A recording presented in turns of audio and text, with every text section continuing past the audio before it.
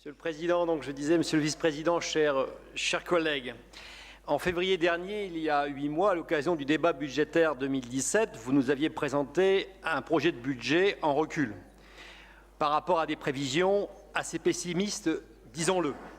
Vous anticipiez alors à cette époque, qui n'est guère si lointaine, sur une diminution des recettes réelles de fonctionnement en 2017 à hauteur de moins 2% par rapport au CA, au compte administratif de l'exercice 2016.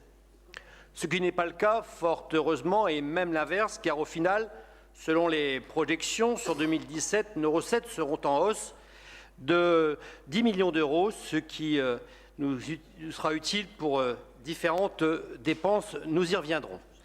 Cette estimation, à l'époque, nous avait d'ailleurs semblé assez hasardeuse, minorée, ce que notre collègue Didier Magny n'avait pas manqué de pointer lors de son intervention.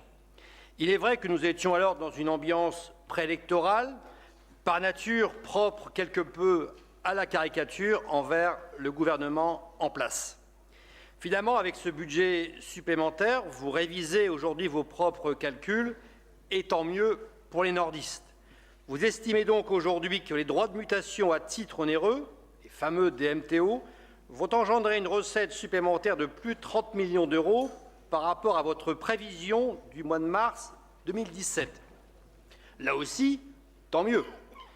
Avec recul, nous constatons collectivement que nous avons bien fait d'utiliser en son temps ce levier qui produit, on le voit, des effets positifs conséquents, et ce, annuellement. 325 millions d'euros de recettes sur l'exercice 2017. DMTO, faut-il le rappeler, courageusement augmenté sous la mandature de Patrick Kanner, contribuant ainsi à une recette dynamique annuelle complémentaire pour notre département, même si à l'époque, là aussi il faut avoir de la mémoire, les avis n'étaient pas tous unanimes sur ce sujet des DMTO. Vous intégrez également le résultat de l'exercice 2016 que nous avions déjà demandé au mois de février 2017, soit un excédent reporté de plus 13,8 millions d'euros pour notre département. Par ailleurs, vous inscrivez également dans ce budget supplémentaire, là aussi, le fonds de soutien de l'État de l'ancien gouvernement, dont le montant a été déjà notifié à l'époque du budget primitif et qui s'élève à 24,8 millions d'euros. Au total, vous affichez donc une hausse de plus de 65 millions d'euros des recettes de fonctionnement, une belle poire pour la soif pour les nordistes. Cette manne vous permet donc de financer un 12e mois de RSA dû au titre de 2016 pour un coût de 44 millions d'euros. RSA, nous l'avons rappelé, à l'origine de nos difficultés d'aujourd'hui et d'hier.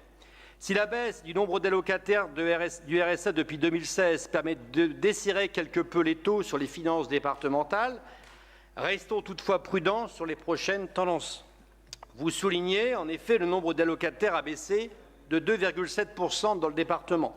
La diminution reste cependant inférieure à la moyenne nationale de moins 3,8% entre mars 2016 et mars 2017, et les annonces inquiétantes, je n'y reviens pas, sur les contrats aidés, plus de 40 000 emplois dans la région. Tout cela doit nous amener à la plus grande prudence.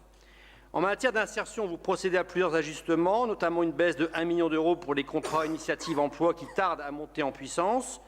Vous inscrivez également une recette supplémentaire de 4,8 millions d'euros issue du Fonds d'appui pour l'insertion, un nouveau dispositif du précédent quinquennat Hollande pour renforcer les actions d'insertion. Sur quel type d'accompagnement, d'ailleurs, Monsieur le Président, la nouvelle dotation sera-t-elle fléchée? Dans le domaine social, nous relevons que plusieurs postes nécessitent une rallonge budgétaire 2017, plus 5 millions d'euros au titre du versement de la prestation de compensation du handicap, plus 1,5 million d'euros pour la prise en charge des mineurs non accompagnés. Nous en parlions également tout à l'heure. Vous prévoyez également d'abonder le financement des clubs de prévention à hauteur de 900 000 euros afin de décaler dans le temps le plan d'économie demandé par le département aux structures.